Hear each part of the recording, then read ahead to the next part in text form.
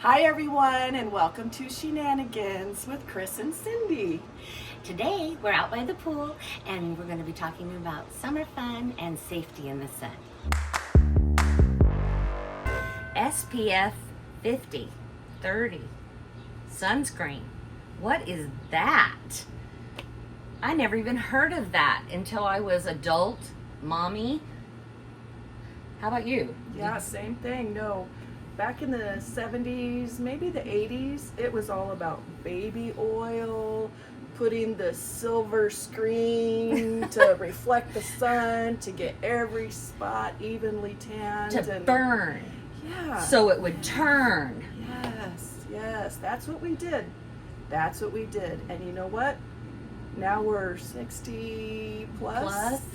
Even 50 plus, and we've paid the price. Yes, we have.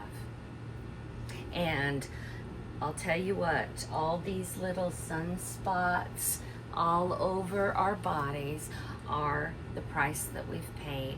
And even some more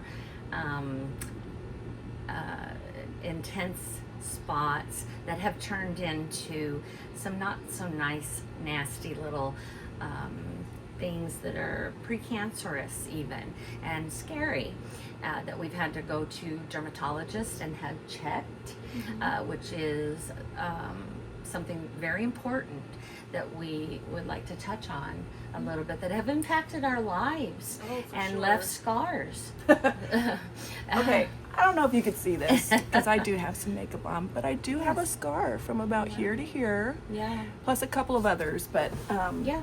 We'll talk a little more about that, and I'll include some pictures of the before, during, and this is and the after. the impact that it's had on you. Yeah.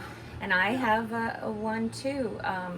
They're called basal cell carcinomas, and they can be pretty scary. They can also be squamous cell carcinomas and other not so nice little things that can impact your life. I had one on my shoulder. My husband is a golfer, and he spends a lot of time out in the sun, and before, when he was in his 20s and stuff, he wasn't really good about applying sunscreen or any kind of sun protection, and his golf hat didn't protect his ears, and he's had them on his side of his face and his ears, neck, cheeks, and had them removed on his face as well.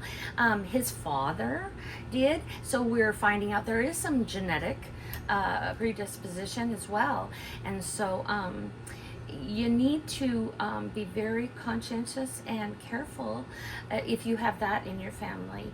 And so that's why we want to emphasize how important it is to see your dermatologist if you suspect anything. Ours Even if you don't. Yes. Because what you think, oh, this needs to be looked at, and it turns out, no, it's fine. You're grateful for that. But that's a relief. And then there's some little thing you never even thought was something, and it could kill you. Absolutely. Absolutely. So, yeah. Because sometimes it looks like a little mark, and you think, oh, well, that's maybe I scratched something. But then you notice it doesn't heal, and then maybe it doesn't get any bigger, but it just doesn't go away, or it just is a little something and it itches. And then it itches and it just doesn't go away. Let me tell you, that's something you need to have checked. Yeah. Even though it's little tiny, or maybe it just grows a little bit. It's not all the always the moles or the things that they warn you about that turns colors. Right. Maybe it could just be a little red scratch. Yeah, that's how my face was. It was a little, it was little, and it was pink. And every time I'd wash my face, it would a little bit crust over, and I just thought, well, I scratch myself, whatever. But yes, so I would like to share my first time going to the dermatologist. Oh, yes. Tell me. I haven't told you. I wanted to share with her, but I said let's wait and do a video. So I wanted, for my first appointment especially, I wanted a full body scan. And I had a dermatologist recommended to me who ended up being like the top one in our state. So, so I did it. I made the appointment, and I pretty much only had my panties on, and then, you know, the gown. And so I thought, but you know, you got to do this because there's spots there's places on your body you can't see, and you don't even really know what you're looking at anyways. So was your dermatologist male or female? He was a male. Okay. But I was okay with that because I knew he came with high recommendations. Yes. And if I'm going to do it, And he's a doctor. I'm gonna And he's do a it. doctor. I need it to be done like, By a professional. yes. So everything was looked at. Mm-hmm. Yep. Yep. Because those Everything. things can pop up anywhere. So I do have a brown, like it's pretty dark. It's never changed. But it's right kind of at the panty line. It's below the belly button. So, and you know, when they look at things that they might be concerned with, they use, you know, a little Yes. to really look at it. So he was looking at that. I still had my underwear on, but they were just, you know, he would just pull down or pull them out, or, you know, it was very Respectful. very respectful. Yeah. Yes. That's good. So when he's looking at this and he has this thing and he's looking. Oh no. Oh no. And I'm standing. So he's looking at it, and his nose is up against my pelvic bone.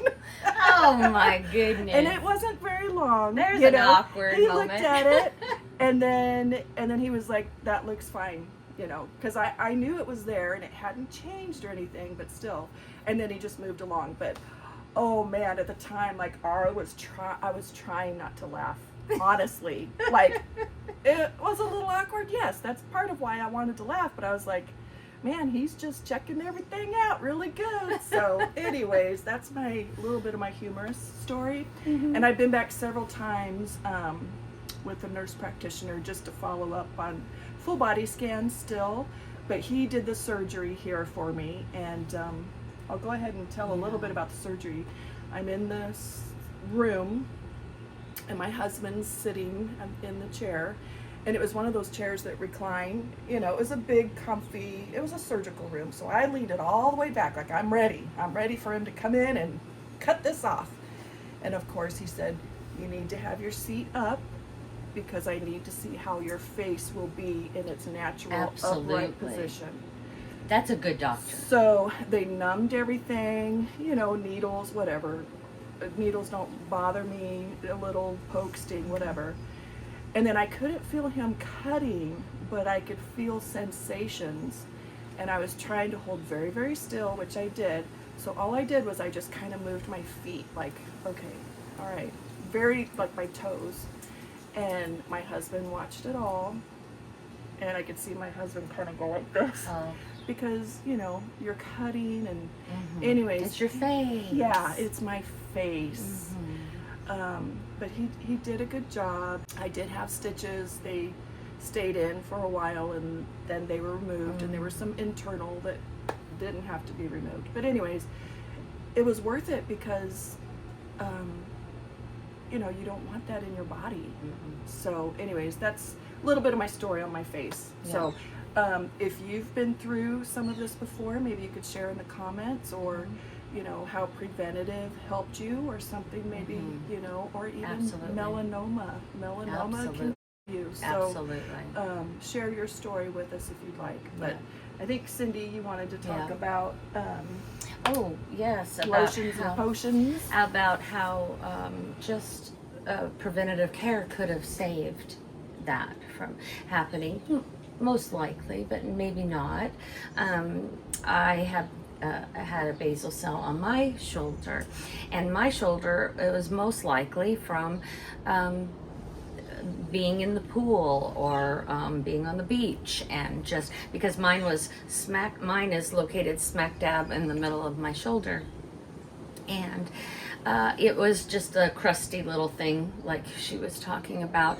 And mine, I just noticed that it itched. And I kept telling my husband, I have a spot on my back that itches, and it just itches.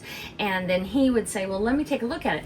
And then he'd be like, right there? And I said, yeah. And he goes, oh, yeah, you look like you have a little crusty spot. And, you know, when you get a certain age, you get these little crusty, I call them barnacles, but you get them all over. And so I thought it was one of those. Yeah. But he said, no, this one looks a little pink, and when I scratch it, it does want to bleed a little bit. And you probably ought to go get that checked. And after his experiences, I thought, oh dear. And so I did. And sure enough, they said, yeah, that's, they did a puncture biopsy. And so, sure enough, came back basal cell. That was my first time experience. And so they had to do the, where they basically dig it out. And mine was a little bit different. They went deep. There's there's several different ways of removing it, where Chrissy had the full surgery. There's also called the Moors, and that's where the Mohs, excuse me, yes, correct. Moors, yeah, the Mohs surgery, where they do the outline, and then they take it very, very carefully, and they are able to take the sample, and they go the perimeter of what they think they can get the amount, and they freeze it, and then they look at it under a microscope, and they make sure that if the parameter of the basal cells are clear, then they know they've got it all. But if they're not, they have to go a little bit wider and a little bit wider. Well, where the type that I had was more deep, so they were not concerned about the width, they had to go deep. And so what they use is more like a curette, which is a kind of like a spoon type, like a instrument. melon baller. Yeah, kind of like a medical melon baller, Yeah. a little bit smaller, Yeah. but they go deep, and they just keep digging and digging and digging, and they numbed me pretty good, but I could still hear it, like you hear the things. And they just went really deep and really deep and really deep. And so the healing process is just from the inside out. And so it was long, lengthy process, because you're just healing from the inside out, and it was pretty darn deep. But they got it all.